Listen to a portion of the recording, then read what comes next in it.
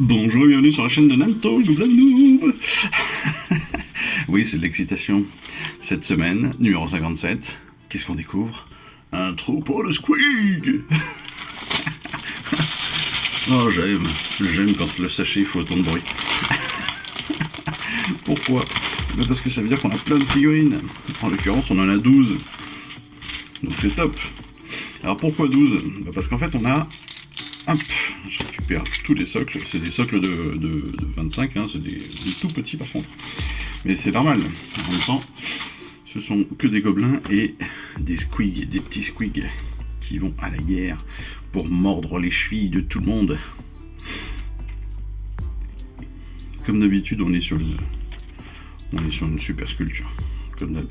C'est très simple, hein, les squigs, et pourtant c'est hyper efficace. Voilà, c'est ça que j'adore. Regardez-moi ça. Ça, c'est peut-être un de mes préférés. Là, vous avez la tête d'un gobelin, les pieds. Il y a une main qui doit être quelque part, qui essaye de ressortir. Enfin, il y a un doigt ou un truc comme ça qui traîne pour essayer de s'échapper de cette dentition énorme. Ils ont tous des gueules magnifiques. On verra ça sur l'assemblage, mais moi perso je le fais en 2 étapes. Je fais d'abord l'intérieur des bouches, parce que comme il y a des langues, etc., je fais les langues d'abord, et après je reviens sur la peinture extérieure avec, je colle le visage après. Et je peins le reste après. Mais, non mais c'est top, ils sont top. J'adore les squigs, c'est mes préférés. Et puis on a 2 bergers, donc c'est pour ça qu'on a 12 figurines sur cette semaine. En fait on a 10 squigs et 2 bergers qu'on va pouvoir monter différemment, donc soit avec une espèce de cornemuse, soit avec des cymbales. Et le second, c'est un berger pur et dur, donc qui est soit avec une comment ça s'appelle, pas une canne à pêche, mais on fait une canne pour les faire avancer avec un gros champignon au bout, histoire de leur donner un espoir de pouvoir bouffer quelque chose, soit avec ce pic là pour les pousser au cul. Et en plus derrière on a quelques petits champignons, quelques petites bestioles de décoration, donc ça c'est plutôt sympa aussi, j'aime beaucoup l'idée. C'est comme ça on peut agrémenter nos socles. On a une petite figue là, encore une fois, petite bestiole de la lune, hein. C'est rigolo. On a un champignon, on a un escargot fantastique, on a 2-3 champignons qui traînent là, tac tac tac. Des choses qu'on va pouvoir, qui seront soit sur nos figurines, soit sur les socles. Et c'est topissime, je suis très content. C'est le numéro que je voulais absolument ce mois-ci, donc ça tombe bien, c'est parfait. Donc sur ce numéro 57, on va découvrir aussi la cour des manchères, ou les Flesh Eater Courts en anglais. Bah, c'est tombé à la cour des manchères, Flesh Eater Courts, ok. Qui fondent sur leurs malheureuses victimes à travers les terres ravagées par la guerre, sous des cieux torrides. La cour des manchères se traîne vers la bataille. Ces cannibales déments affligent toutes les sphères à l'exception d'Azir, et aucun mortel n'est à l'abri de leur appétit meurtrier. Les ghouls de crypte et les courtisans avancent péniblement, les yeux écarquillés, la bouche dégoulinante de sang frais, pendant que les dragons zombies et les fléaux de crypte tournoient dans les cieux. À leur tête se dresse leur seigneur et maître, un vampire abhorrent, j'aurais dit arborant, mais bon, abhorrant cause de leur hallucination. Lorsque le combat s'engage, les cours de manchères se jettent sans crainte dans la mêlée. Leur faim de viande et de sang est insatiable, et cet appétit submerge leur esprit, n'importe quoi. Dès qu'un soldat adverse tombe au sol, il est encerclé par des horreurs voraces qui le déchirent, le tailladent avec leurs dents et leurs griffes.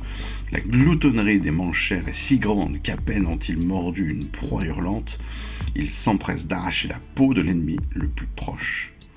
Malgré cela, leur faim de mets vivants n'est jamais vraiment satisfaite. Ça donne envie, non?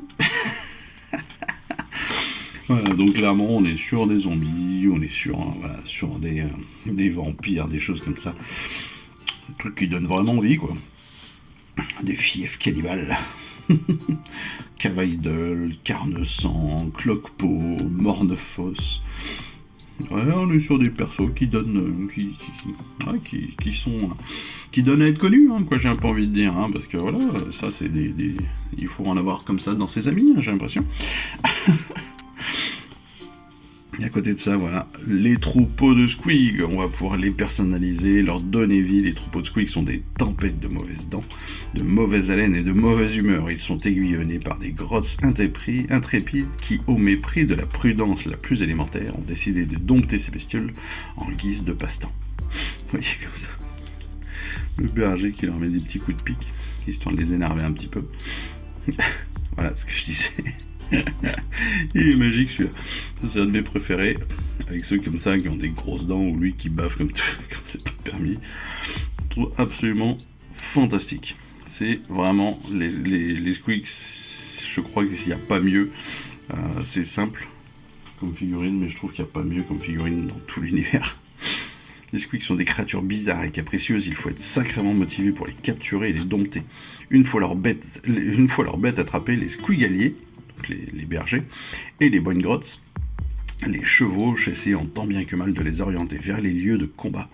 Les bergers à squig ont une approche différente, ils restent derrière leurs squigs et les poussent en avant avec des piqûres de leurs aiguillons à squig et le vacarme de leurs cornes squig. Et oui, les squigaliers et les bonnes grottes, c'est vrai que c'est des chevaucheurs plutôt. J'ai dit n'importe quoi.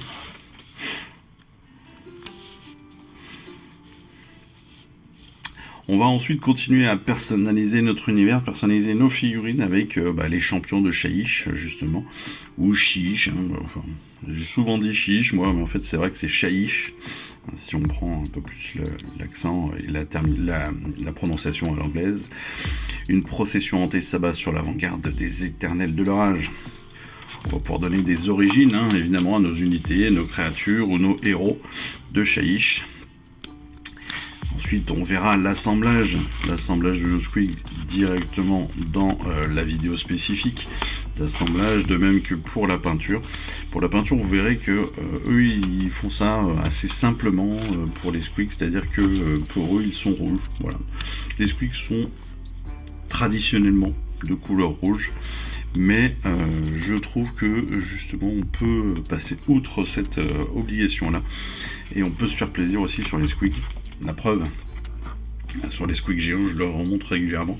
Ça fait des semaines que je travaille, que je les ai en peinture et que je les ai pas finis. Ça fait longtemps que j'ai pas bien peint, j'avoue. Mais voilà, vous voyez qu'on peut se faire plaisir avec des couleurs complètement différentes, avec des associations de couleurs différentes. Même sur les squigs plus classiques, vous voyez, là je suis pas sur du rouge, je suis juste sur du orange. Et je trouve que ça fonctionne très très bien. On peut partir sur du bleu, du violet, du jaune. Tout fonctionne, même du noir et tout, c'est vraiment top. Et c'est ça que j'apprécie vraiment avec les squigs. On va ensuite sur la partie des règles, sur la vidéo de règles, avoir donc nos troupeaux avec notre charte d'unité bien évidemment, et puis notre plan de bataille numéro 7, le chasse à l'Uruk, qui, on le découvrira dans la vidéo spécifique. On découvre bien sûr nos prochains numéros, c'est le 58 avec nos deux peintures, le Ticklish Blue et le Slaanesh Grey, et puis le 59, le dernier numéro du mois, avec les foudroyeurs Grunstock. Donc encore une fois 5 caradons. 5 caradons à pied par contre cette fois-ci. Mais encore une fois très très très armés quand même. Hein. Mais voilà, ça on le découvrira la prochaine fois. Dans la vidéo de règles, on découvrira aussi ce supplément. Notre numéro, ce sont des tactiques de base. Donc ça c'est plutôt bien pour les débutants et entre autres pour les débutants comme moi. Parce que on va pouvoir avoir des informations sur qu'est-ce qu'il faut faire en fait avec nos armées, comment est-ce qu'il faut les gérer, est-ce qu'il faut y aller comme des bourrins ou pas. Je pense que ça va nous servir à ça, et ça c'est plutôt une bonne chose. Et pourquoi je dis ça? Parce que si vous avez suivi un petit peu, j'ai fait mon premier tournoi. J'ai fait mon premier tournoi avec la fédération française d'AOS, donc l'AOS SFF, qui ils ont un serveur Discord pour ceux qui veulent tenter l'aventure. Ils ont un serveur Discord qui se trouve directement à partir du site de l'AOS SFF, qui est tout neuf d'ailleurs, le site de l'AOS SFF. Donc n'hésitez pas à y aller, n'hésitez pas à découvrir le tout, n'hésitez pas à les soutenir en achetant leur leurs goodies aussi, ça permet entre autres à la fédération de payer les déplacements pour les championnats du monde, des choses comme ça. Mais j'ai fait mon premier tournoi et j'ai pris une dérouillée. J'ai pris, alors pas 3 dérouillés parce que malheureusement mon dernier match n'a pas pu se faire. On a eu 2 empêchements chacun de nos côtés.